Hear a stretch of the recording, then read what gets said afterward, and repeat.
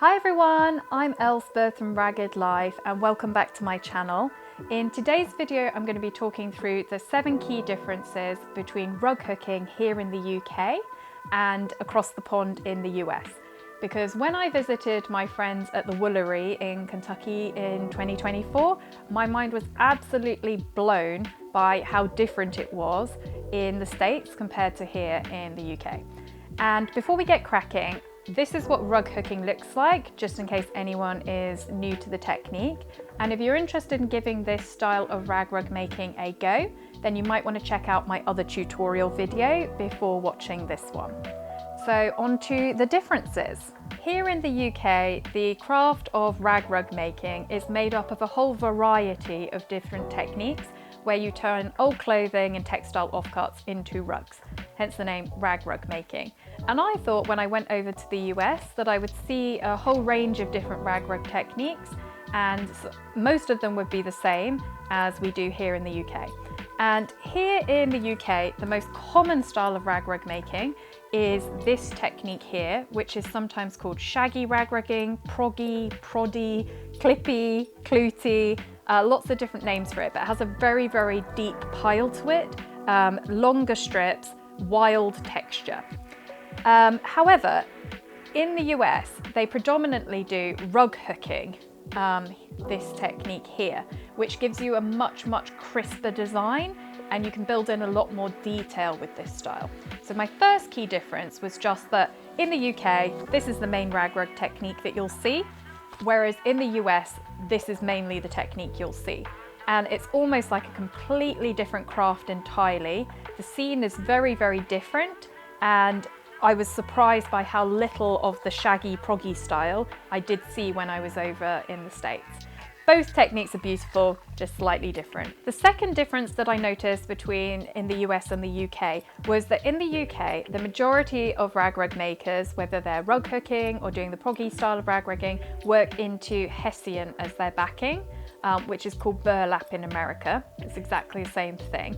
And this is perhaps because historically people used to use the old potato sacks, and rug rigging sprung out of a need to make the most out of everything you possibly had, because it was very much like a poverty craft, working class families making use of every little scrap of old clothing that they had and turning them into practical things for the home. And hessian to this day is still the main backing that we work into. So my idea of rug rigging was completely blown out of the water when I went to the US, and the majority of people who I saw at Rug Hooking Week at Sauder Village were working into a backing I'd never come across in my life, which is called rug linen. And it looks very, very similar to hessian. It's got a kind of open weave that you work into, even like a fairly similar color to some of the hessians that you see out there. However, it's made up of a different kind of substrate, and it tends to be a little bit softer, more pliable, but I think probably a bit less hard wearing. And I'm not going to go into the ins and outs of these different backings too much now, because I'm still at the beginning of my journey of finding out the advantages and disadvantages of the various different ones. But rug linen tended to be the main backing that I saw while out there. I also knew of this one before going to the States, but hadn't really worked into it too much myself. But some rug hookers over there also prefer monk's cloth as a backing. And this is very, very different in appearance. It's much tighter knit in general, made up of thicker fibres, and is much more regular in weave. It tends to be more expensive than the hessian, so is the rug linen. So it's one of those things where if you were to work into it, you'd probably want to try on a small piece before doing it on a larger piece to see whether you actually liked it. But the different backings was a key difference that I noticed between the US and the UK rug hooking scenes. In the US, it's completely the norm to see rug hookers working on a frame. And the reason why they do this is because they feel like it holds the rug backing taut, so that when you're working your design, you're going to get a really even tension, and it's easier to pass your tools through the rug backing. And these frames come in all different shapes and sizes. You can have ones that are made to sit on the table, like this one here, large floor mounted ones, which you can work standing up at, or even just kind of giant embroidery hoop ones, which you work with at a table. Come in all different shapes and sizes. It's all personal preference which ones people prefer. But the main difference between the UK and the US is that I would say many of the British rug hookers and rag makers don't use a frame at all, me included. We just work with the Hessian on our laps, and we've developed a kind of technique that works for us where we can hold the Hessian so that it remains taut, so it's easy to get that leverage and get the tool through. But it allows us to basically sit in front of the TV and for the kind of technique to be a little bit more portable. Not to mention the fact that then you don't have to invest in a frame, which can be quite expensive, and also store it. But I would say if you're a beginner to the technique, start off without a frame, see how you get on. If you're really struggling, you may want to try with an embroidery hoop to see how that goes. And if you're really enjoying the tension that creates, then maybe it's worth investing in a frame. I certainly will be looking more into them in the next year to have an experiment with different styles, having seen so many of them in the US. But that was a key difference that I noticed absolutely immediately. And on to my next difference. This was all about the materials which people work with in the UK versus the US. So when I was in the US, I noticed that the majority of people were buying sheets of woven woolen cloth that is absolutely beautiful, I have to say. And the majority of rug hook pieces that I saw were done using this woolen material. And they come in kind of standard colorways, so you can buy, I don't know, a ½ meter, I think they do it in yards in the US, of a certain color. And most of the time you can guarantee that you'll be able to get more of that particular colorway because it's made specifically for rug hooking. However, in the UK, we don't just work with woolen materials. You can do if you're wanting to make a real traditional historic rag rug, because woolen materials are what they mainly used. In which case you can work with something like our Ragged Life blanket yarn, which is the offcuts from the mills in Yorkshire. However, majority of people work with a whole mixture of different fabrics, and it could be any old clothing that you've got lying around really. Anything from kind of like, I don't know, an old sock that you haven't got the pair for, all the way to a duvet cover that was perhaps lying around and you haven't used in many years. And that means that when we're rag rugging in the UK, you'll get a lot more texture and different styles in there, whereas in the US, the designs tend to look a lot cleaner and more homogeneous in style because you're using the same fabric for the whole piece. So you can see an example on the screen of one design which I've done entirely in woolen materials, and another example where I've done it in mixed fabrics, just to get an idea of the different textures that this kind of, the choice of fabric makes to your design. But in the UK, I would say the main ethos is all around recycling, using up stuff that you've got, and that way you can kind of weave memories into your pieces.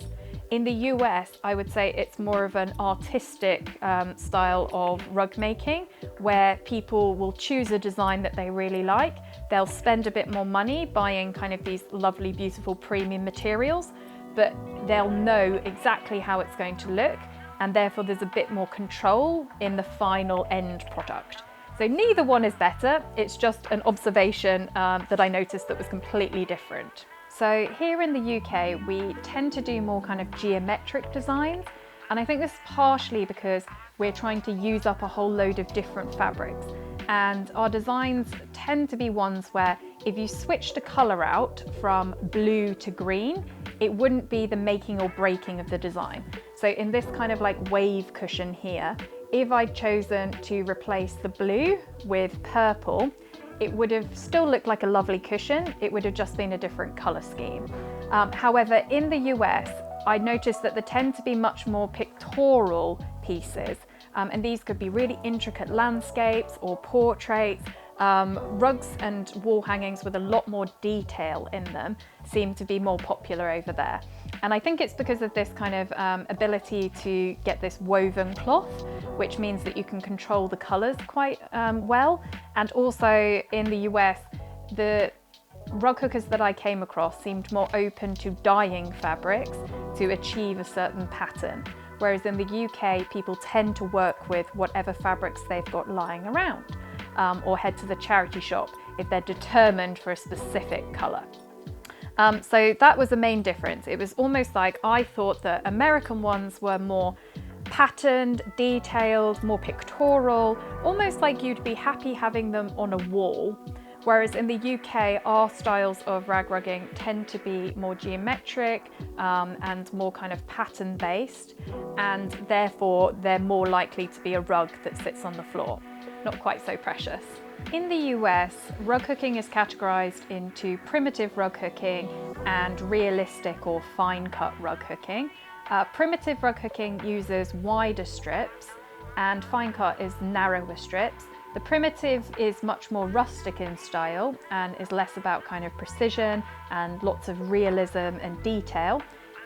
Whereas the fine cut or kind of realism ones are very much about creating something very detailed, beautiful, and realistic. In the UK, we don't categorize our rug hooking at all. We categorize our rag rug making into the different styles, but rug hooking doesn't have these subcategories in itself. And because in the US they have these different categories, it's a lot more precise, I find, even the primitive style, than here in the UK. When people learn how to rug hook in the US, they're taught to keep their loops so that they're all stacked one after another, and that the fabric that you're working with has to always be facing the same direction, and it almost creates like a fold. This means that you've had to keep the fabric strip on the underside of the rug canvas non-twisted. In the UK, however, we are much more rustic in our approach, even than the primitive style, and it doesn't matter if your fabric strip gets twisted on the back, and when you bring it through to the front, it doesn't matter if the loops that you create are right way up, wrong way up, any of that.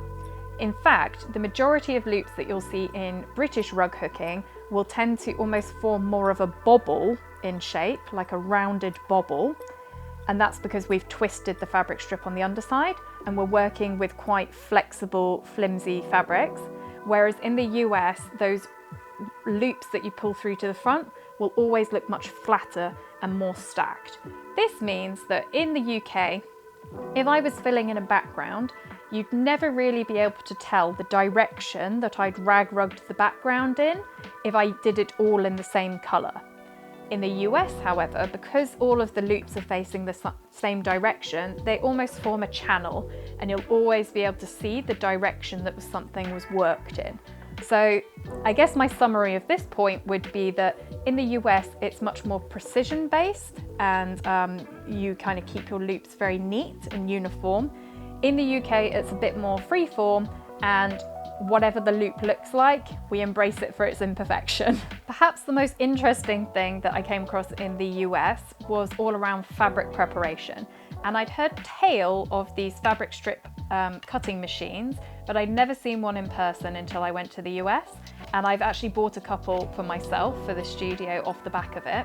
When we cut our strips for rag rug making or rug hooking here in the UK, we generally just stick with a really hardcore pair of rag rug scissors where we cut through lots of layers of fabric at the same time.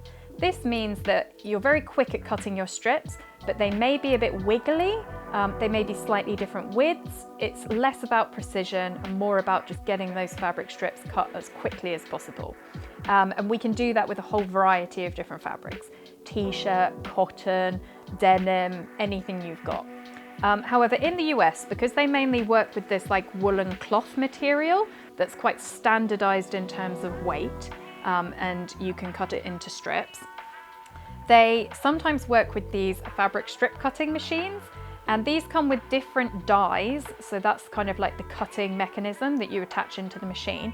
And then you place these woolen strips in position and you feed the woolen strip into the fabric strip cutting machine, and you'll be able to create different widths of strip based on the die that you've got on the strip cutting machine. So you can see that this has cut incredibly narrow strips, which would be used to make an incredibly fine design.